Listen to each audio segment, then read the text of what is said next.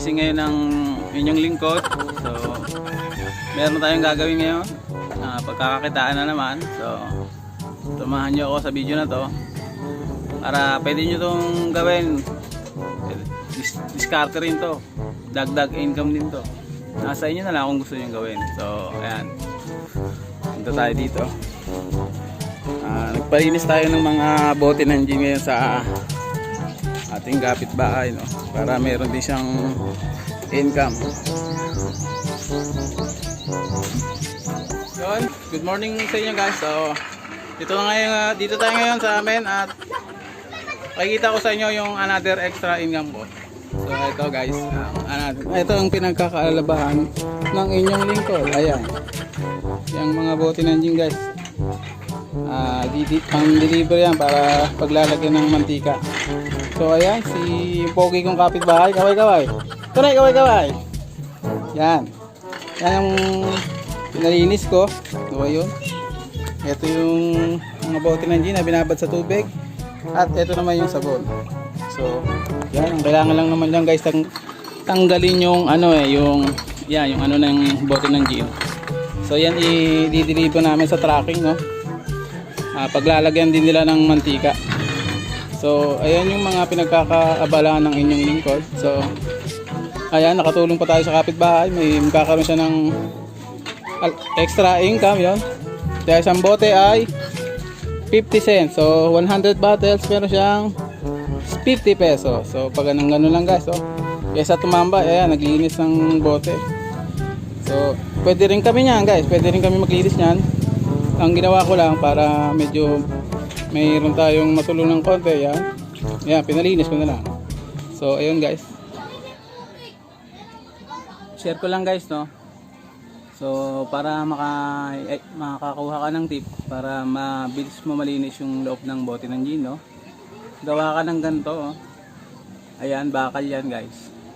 Sa dulo may nakaipit na tela. So, pwede rin kawayan, kahoy, lagyan mo lang ng goma sa dulo para hindi matanggal yung tela. So, ganito yan guys. Yan, kung meron kang lilinisin sa loob ng bote ng gin, kayang-kaya mong hagipin kasi mapapaikot mo siya eh. So, yung mga nabibili sa palengke, masikip, hindi kasya dito sa bibig ng gin, hindi kasya. Yung iba, mabilis matanggal. So, kaya yan yung madaling gawin, madaling linisin. So, sana tong video na to makatulong sa'yo. Kung wala ka namang ginagawa sa inyong bahay, ayan, pwede mong gawin. Ayan yung diskarte sa paglinis. Ito yung mga page. 7 48 9 D 51. So ayan guys, binilang natin yung mga bote at sinako na rin. So ito yung mga nalinisan na. So mamaya di-deliver na natin to.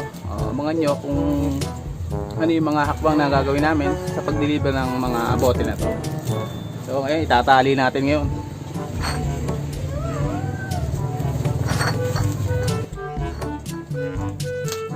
So kung gagawin nyo to, mag-ingat kayo kung gagamit kayo ng kutsilyo guys. Baka tayo masugatan, no?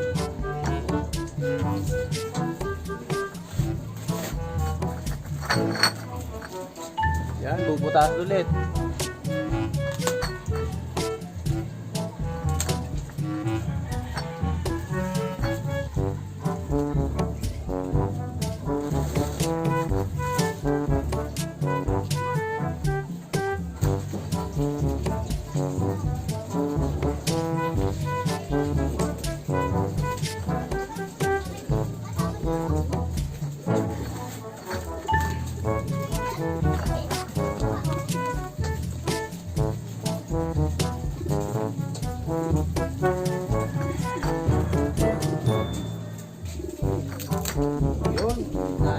So, natapos na natin yung paglilinis. So, ngayon na yung oras ng pagdi-deliver. No. Samahan nyo ako at puntahan muna natin yung mga natapos. Naisa ko na. Ayan. Naka siyam na sako rin guys. Ayan. Yan guys. Ayan yung sako, no? Ayan, dyan natin isasakay sa tricycle natin. Oh, ayan. Naka-siyam na sako tayo guys. Hindi ko lang alam kung ilan ang total lahat ng bote kasi iba-iba yung bilang niyan eh. Merong mahigit 100, merong 37. Tatanong natin mamaya kay Mrs. kung ilang lahat, no? So samahan niyo ako kung saan natin di-deliver.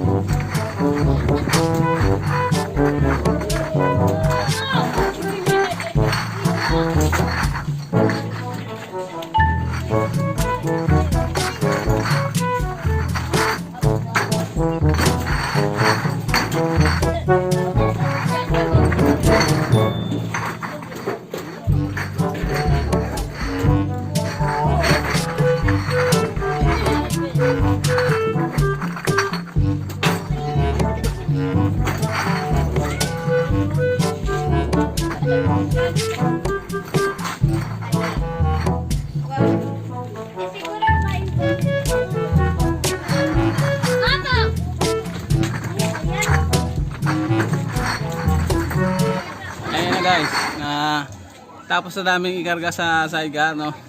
Oras na para i-deliver. Samahan nyo ko, pupuntahan na natin ang tracking. Let's go!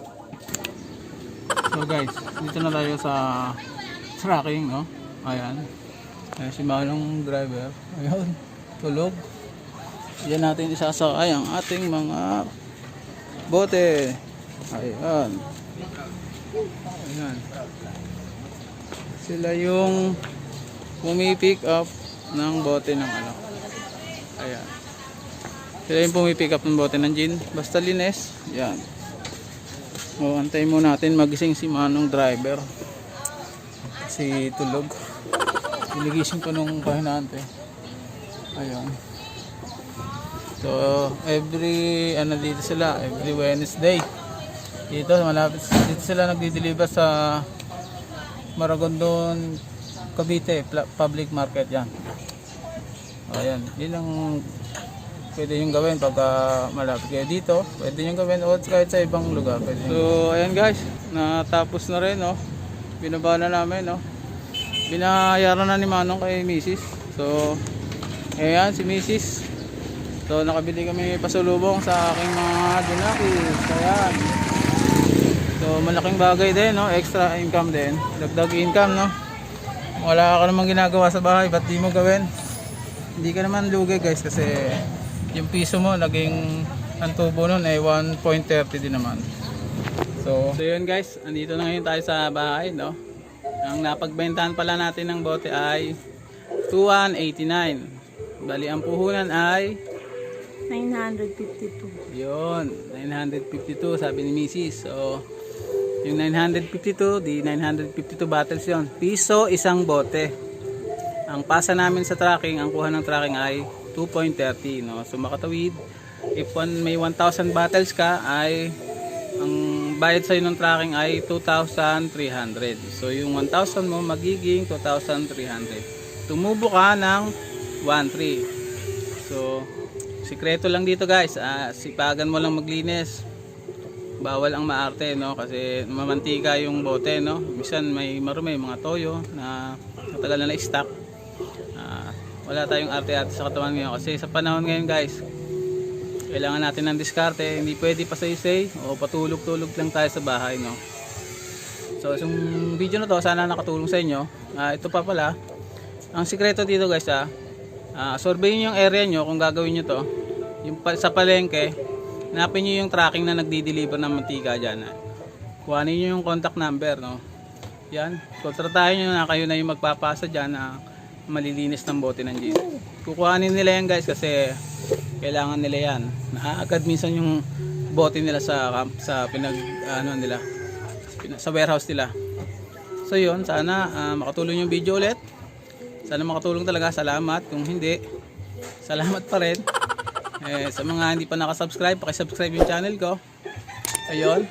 And don't forget and to like. Yun lang guys. Salamat.